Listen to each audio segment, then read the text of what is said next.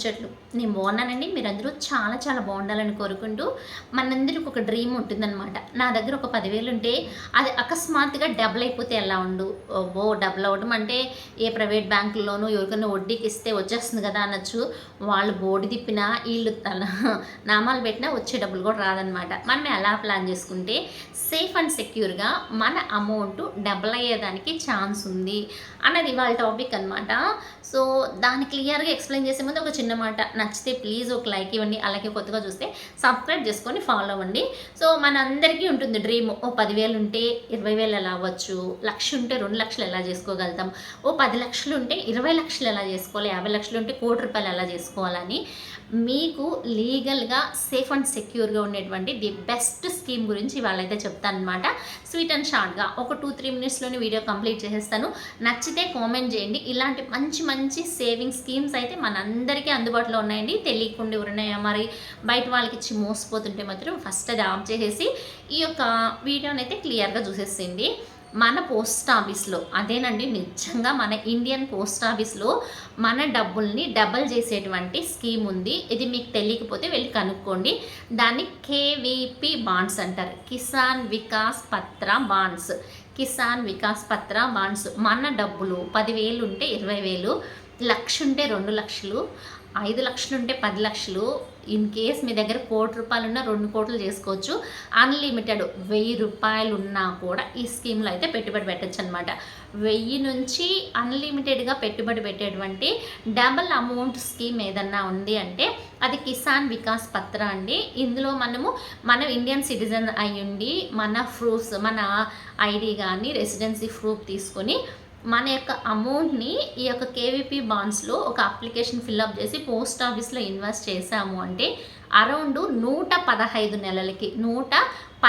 నెలలకి మనం ఎంత డబ్బులు అయితే వేస్తామో దానికి డబుల్ అమౌంట్ అయితే మనకి రిటర్న్ అయితే వస్తుంది.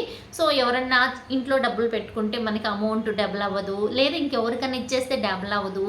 లేదంటే ఇన్ కేస్ మన 10 సంవత్సరాల తర్వాత, లేదంటే 9 సంవత్సరాల తర్వాత, లేదా ఇంకా ఇప్పుడు నీకు అవసరమే లేదు ఆ డబ్బులు, కానీ ఇక్కడ ఎవరి దగ్గర ఇవ్వాలన్నా బ్యాంక్ అకౌంట్లో సేవింగ్స్లో పెట్టినా పెద్ద ఇంట్రెస్ట్ రాదు కదా అని ఆలోచించే వాళ్ళకైతే ది బెస్ట్ స్కీమ్ అండి.